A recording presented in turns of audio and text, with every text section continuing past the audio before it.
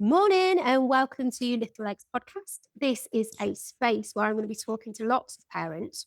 It's a safe space to share everything and anything, and it's mainly here to make other people feel that they're less alone as a parent. And we get to talk about the highs and lows. And today I'm joined by Courtney, and many of you may recognise her from Little Legs with Courtney. So I'm going to give you an introduction. Welcome, Courtney. Tell me about you. Morning. So I'm Courtney. I'm a wife and a mum to two children. A boy, Oliver, he's coming up to 6 next month, and Isla is coming up to 1. Both of the birthdays are within 6 days of each other, so wish me luck there. I've always worked with children, and I've got 16 years of experience. I run Little Legs with Courtney in Calverton, Sutton, and South Normanton, as well as my nursery sessions. Amazing. And you've got quite a large gap between your children. And how do you find that? Yeah, I love it. I love the gap. Oliver helps out a lot, and he'll be feeding Isla chocolate digestives in the room when she needs a snack. To my dismay, when I walk in and she's covered in chocolate. But he is really helpful. Like, he changed a nappy by himself the other day. Me and Chris were busy near bedtime, and he just got her undressed, changed a nappy, and put her in the pajamas. And I Oh, just think he's honestly so sweet with her. He's so helpful. I love that. I did not Yeah. get help from mine. Goodness me. So that's a massive positive from the gap between them. So, what do you think the difference between having a larger gap and a smaller gap is? Well, my sister had a smaller gap with her too. She had 13 months between hers. And she did seem to struggle a bit with her mental health, with postnatal depression and things. Now they're older, they obviously get on. But when they were younger, she did suffer a lot. And I think that made me delay my gap between my two. And the fact I had a traumatic birth. So because it was a Cat 1 emergency C-section with Oliver, I couldn't actually have another one until they said 2 years. But I think I just wasn't ready when he hit 2.5. And then we started trying when he was more like 3.5. And then we had 2 miscarriages after that. So Isla was just a rainbow baby that just popped out of nowhere. Oh, wow. Amazing. I'm going to say sometimes people don't have the choice in the gap between their little ones. You Yeah. didn't get that choice as well yourself, but from the traumatic birth, are you happy to talk more about what happened with that? Yeah, so it was a hospital in Nottingham that is being investigated. It was the day before COVID. We went into lockdown that I had Oliver. So I'd gone into labour with him a couple of days before. Nobody had told me that he was back to back.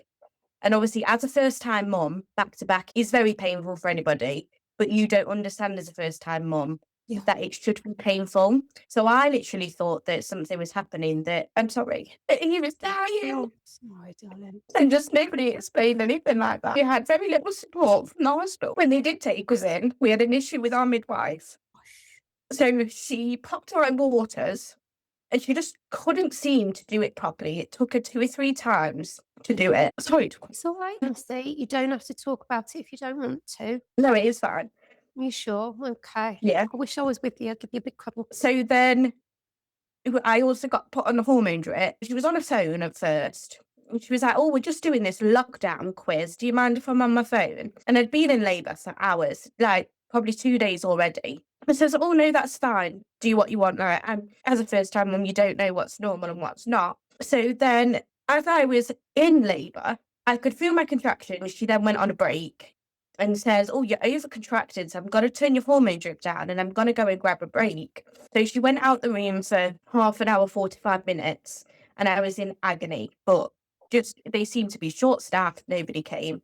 And then she came back in, acting normal, and was like, "Right, we're going to start to get you to push." But then her phone rang, she answered the phone and put me on FaceTime to her family and was like, "This is Courtney, she's in labour." And I actually went to college with her niece that was on the phone.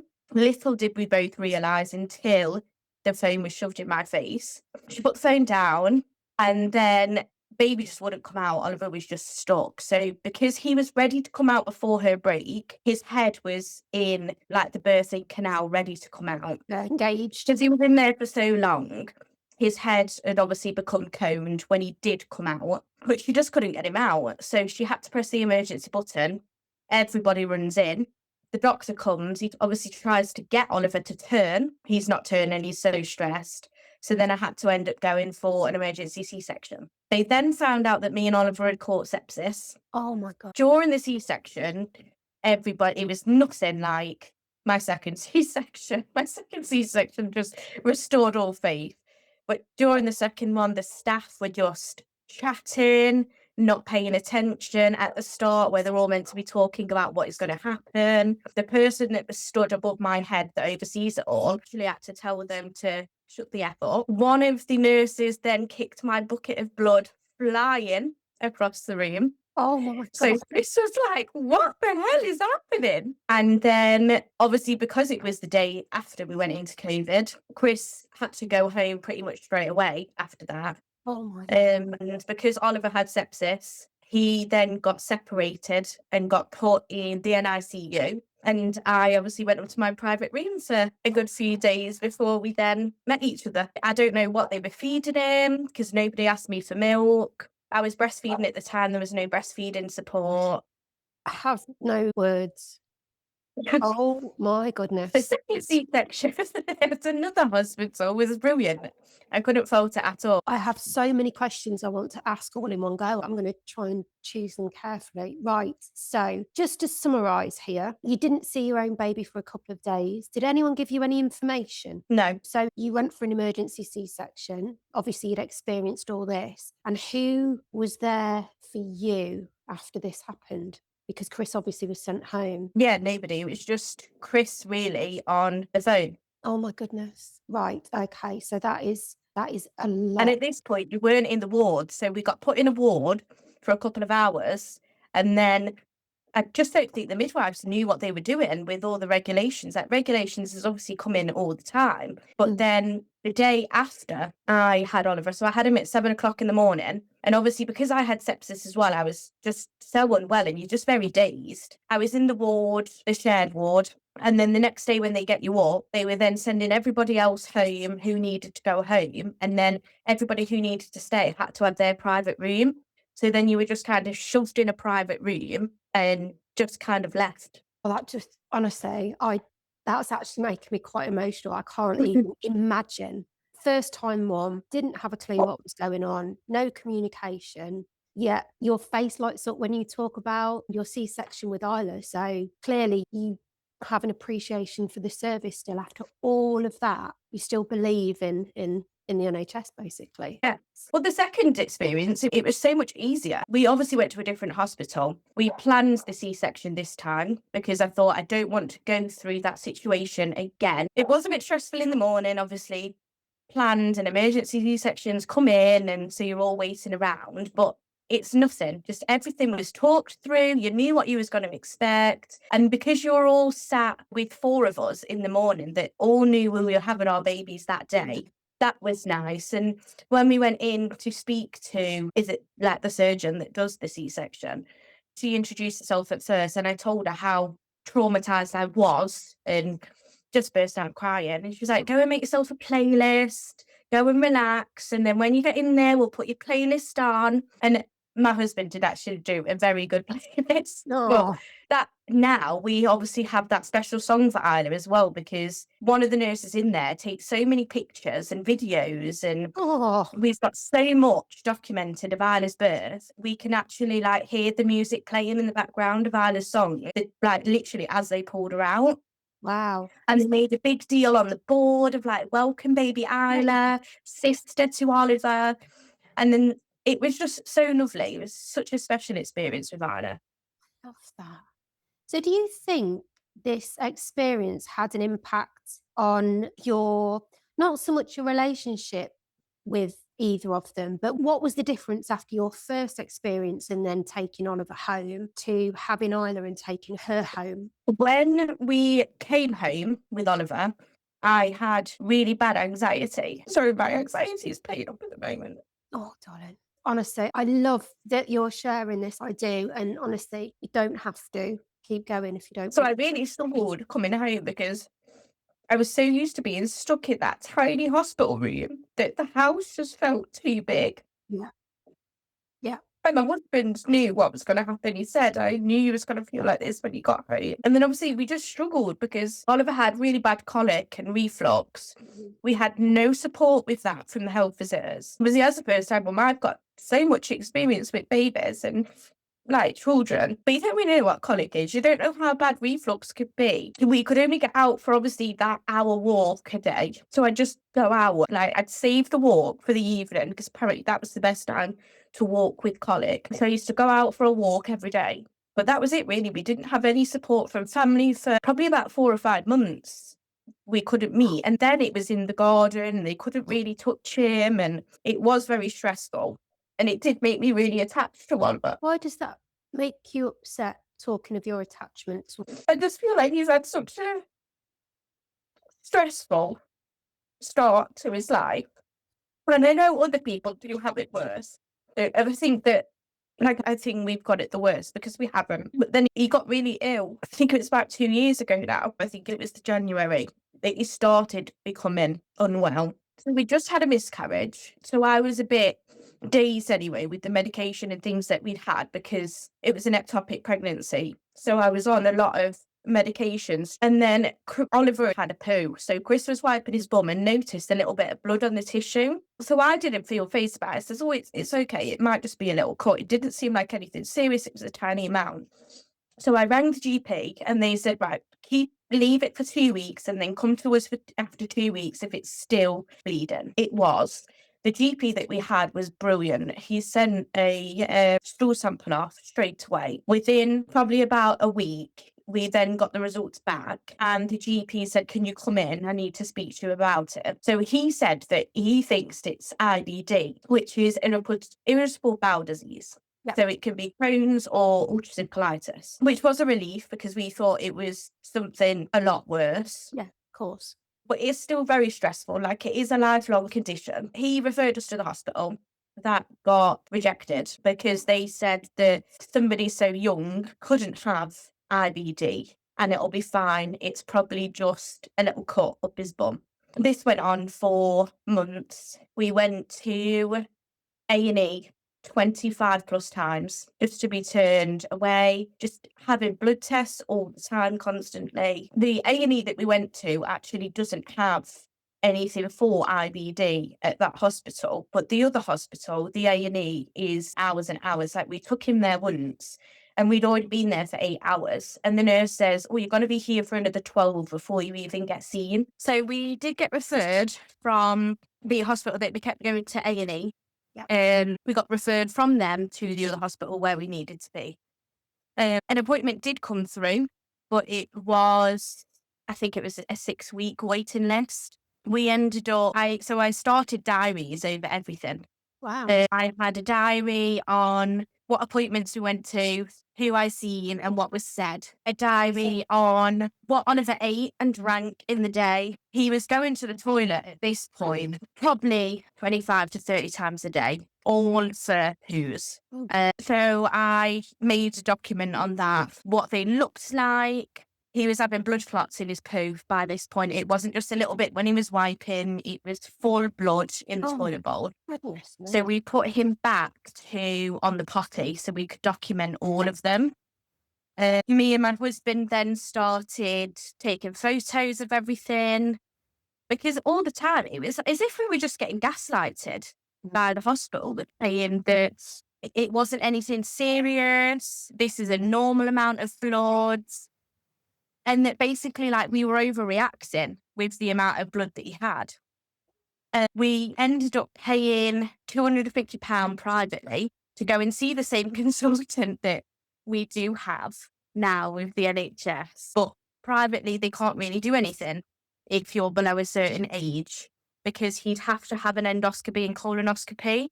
And I think he says that they don't do them privately because you have to be put under anaesthetic and you have to stay in, so you have to be under NHS. And then a week or so later, he was actually seen by the NHS, but still we were just being told that it wasn't IBD, it was just like a cut up his bum. So we didn't make his appointment. We'd gone to Wheelgate for the day with my friends, and anybody that knows Oliver, he's very hyperactive.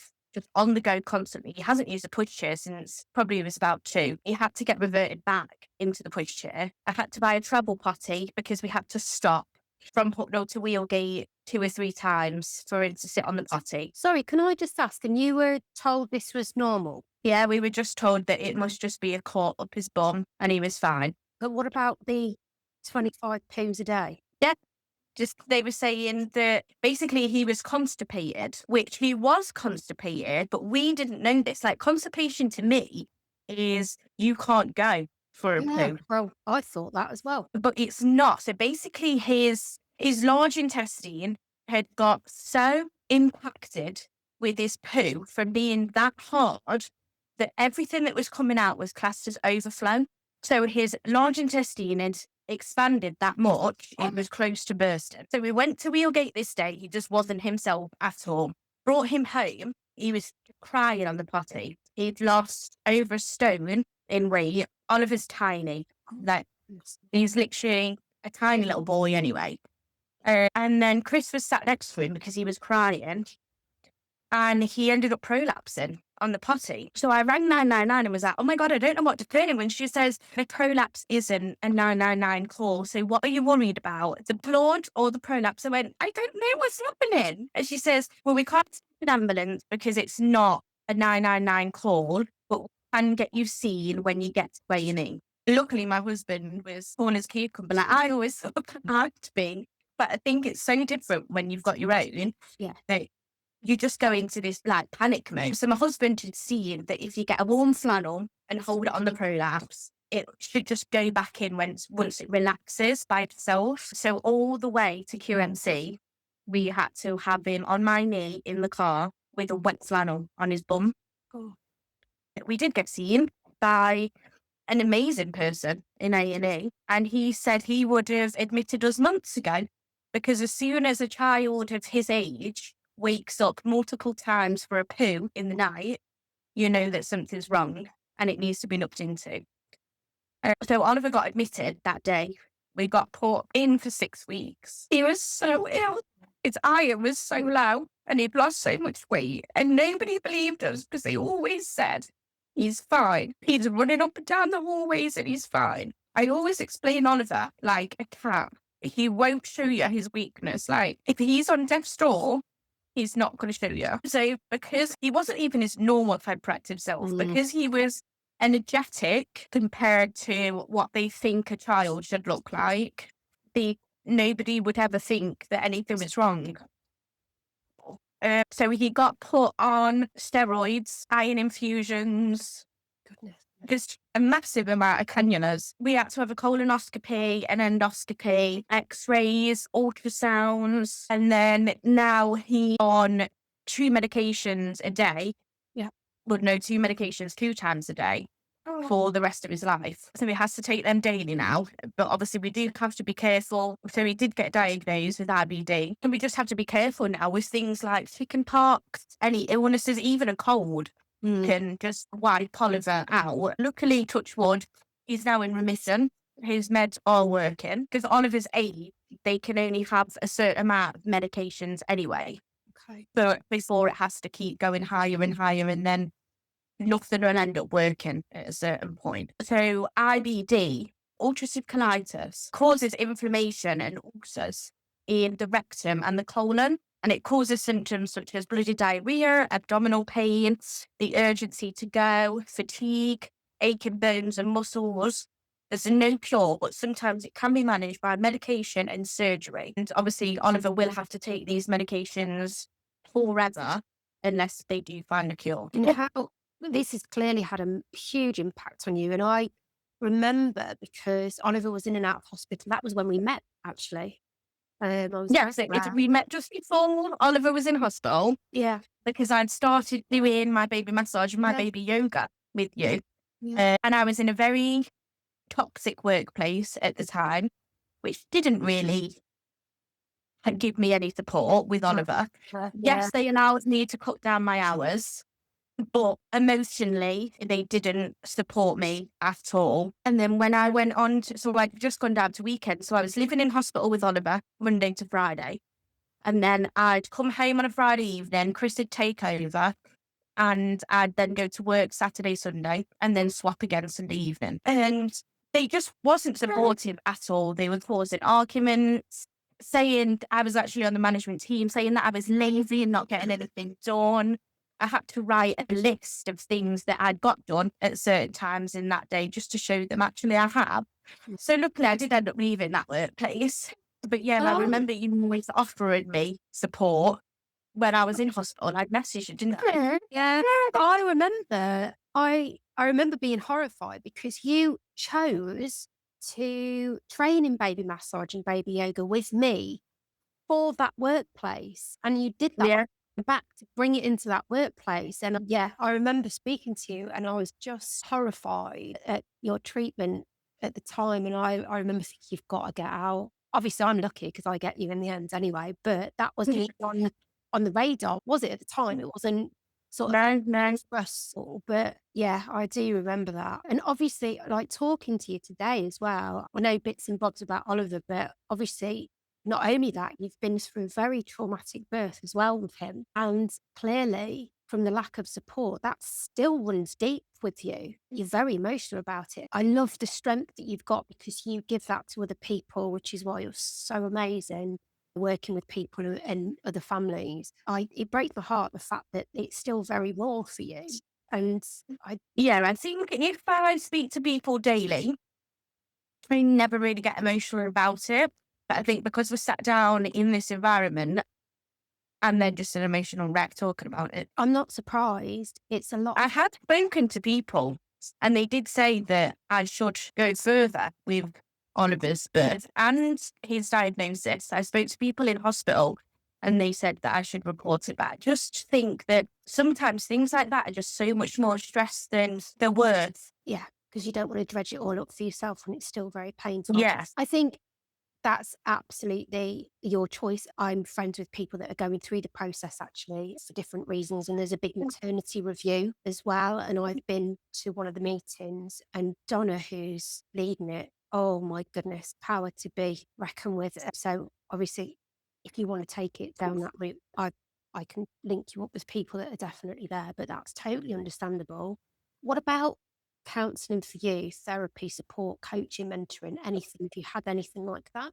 No. So I've just put myself forward for some kind of counselling. So I'm waiting to hear back from the NHS because I went to see the doctor about my anxiety. I hate things like medication. I just don't think, don't get me wrong, when they're needed, they're needed. Yeah. But I just think sometimes people are so quick to put you on them Yeah. rather than sorting it out. Yeah. So you're waiting for some talking therapy. Yes, yeah. Good. And yeah, and I think that'll be invaluable. And I'm surprised you weren't offered it a long time ago, to be honest. But obviously, talking through your experience, I'm also not surprised. So, in this situation, that would have had a huge impact on your early memories of being a mum as well, through all that trauma. If someone was in a similar situation to yourself, what would be your biggest takeaways? What would you advise them to do? Definitely get out to baby and toddler classes. Like, I know it sounds like a big, like, oh God, you're just promoting yourself and you want people to go, but it's honestly not. Like, with Oliver being in lockdown, like, we couldn't do anything until he was probably nearly 1. And then after that, we started going to Lauren's messy play classes. I did baby sign. I did baby massage with 2 different companies. So it's not just about going to certain places and like promoting certain businesses. It's just getting out there. Mm. Like, I know a couple of people now that do the mums walking groups. If you can't afford the classes, go on a walk. I had a mum yesterday come to my sensory class and she had a 4-week-old. And basically the baby just slept the whole time. But one of the other mums says, I just come for me. I'm like, I'm not even bothered what my child does now. I just come for myself. It's huge for mental health. Yeah, and I do think it has helped this time. Obviously, I bring Nyla to all of my classes anyway. So it is just like, I'm a mum in the class most of the time. But her progression as well, like she's come on so much and she's so clever. Saying her, saying, hi, everybody. Just missing my sloppy kisses, aren't you? Hi, everybody. But yeah, do you think there's a big socialization difference between Oliver and Isla? Do you think she's more confident, outgoing compared to how Oliver was? Yes, Oliver as a baby, it could be that he was the firstborn, but I don't think it helped with lockdown and things either because he just wasn't used to any sounds. Wow. So obviously it was just me and Chris in the house. So there was never any loud noises like Isla, you can't scare her for nothing. But Oliver, the first time he met my sister, she's got a very loud laugh and it scared him. It scared him for months. He'd cry whenever my sister laughed. Like, whereas now, like, he's one of the loudest kids going, but as a baby, yeah, it did impact him. And Gosh. he was a big Velcro baby. Like, he very much went through the fourth trimester. He was attached to me constantly. He'd only settle in a sling, whereas Isla just wants to be down on the floor all the time. Like, she is still attached to me, but she won't do the sling. She doesn't like you sleeping with her. She doesn't like the contact now.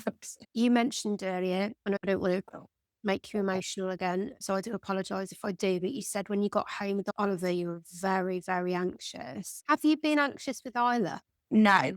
So I'm going through anxiety at the moment, but what set that off was Oliver's friends coming down with sickness. They got some kind of, I think it was like scarlet fever or something, like something Yeah. contagious that would knock Oliver. And yes, so it flares up and it goes down.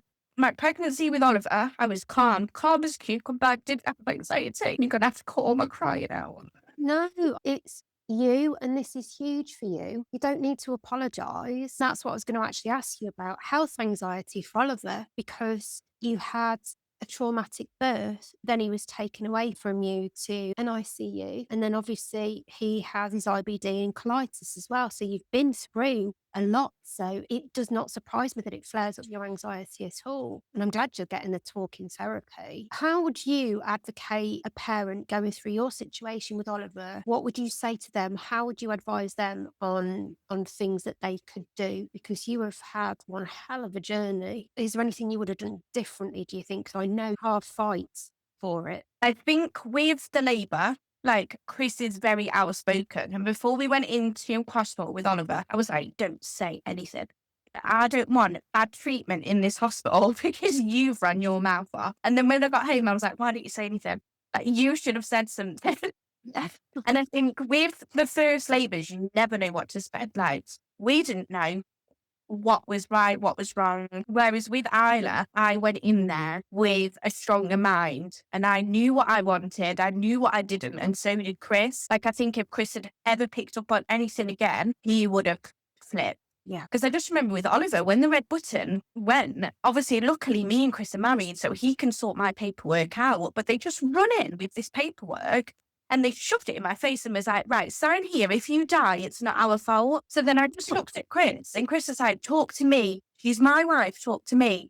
And obviously he went through that. But I've spoken to customers, obviously, who aren't married with a partner and their partner can't sign that paperwork because they're not married. Yeah. So then they had to sit there and go through all of this paperwork. When it's traumatic, it's fine. You can go through that because you haven't got all these drugs in your system and you haven't been in labour for 2 days.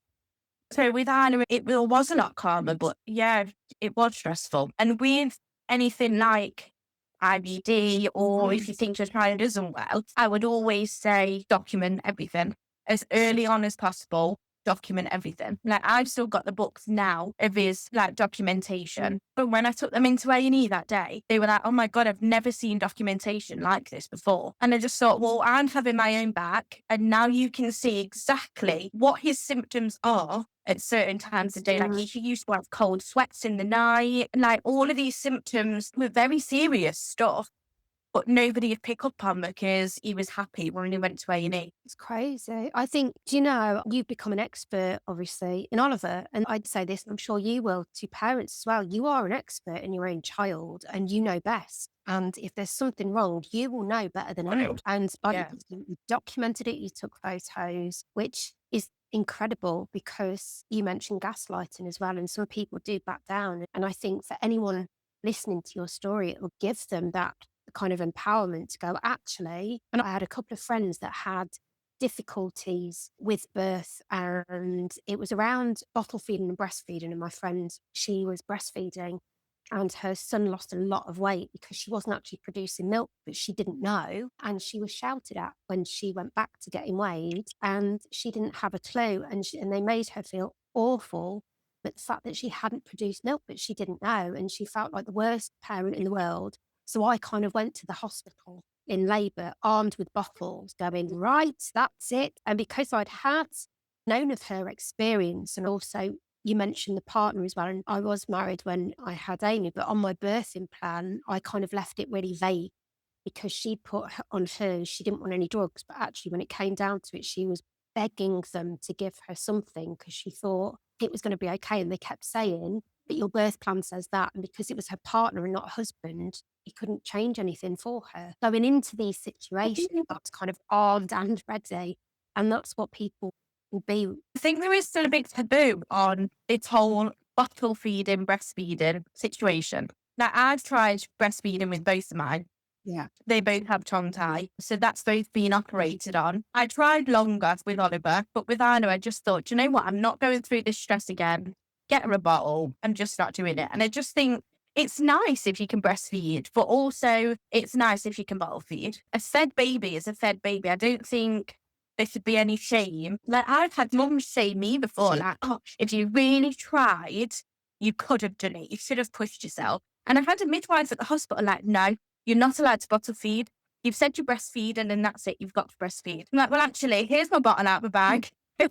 Now I'm bottle feeding my baby. Like, the first time I wouldn't have said anything. Whereas with Ira, I would have said, if the midwife had said that, it says, no, it is my baby. It's my choice. My friend was in hospital for 5 days. Another friend. This is why I want to talk to so many people, because we've all got these experiences. And I remember she was in hospital for 5 days because her boy wouldn't feed. And yeah, in the end, a midwife came into her and said, would you consider bottle feeding? And she said, am I allowed? And she said, of course you are. And from that day on, she bottle fed. But I mean, yeah, it's a huge debate. And I personally find it very interesting because we all have to do what's best, and our bodies don't always kind of play ball with these things. So I absolutely agree. What positives from your experience have you, especially with Oliver's diagnosis, because you've mentioned positives from Isla's birth and being stronger the second time round, but from the whole experience of your diagnosis with Oliver, have you got any positives? I think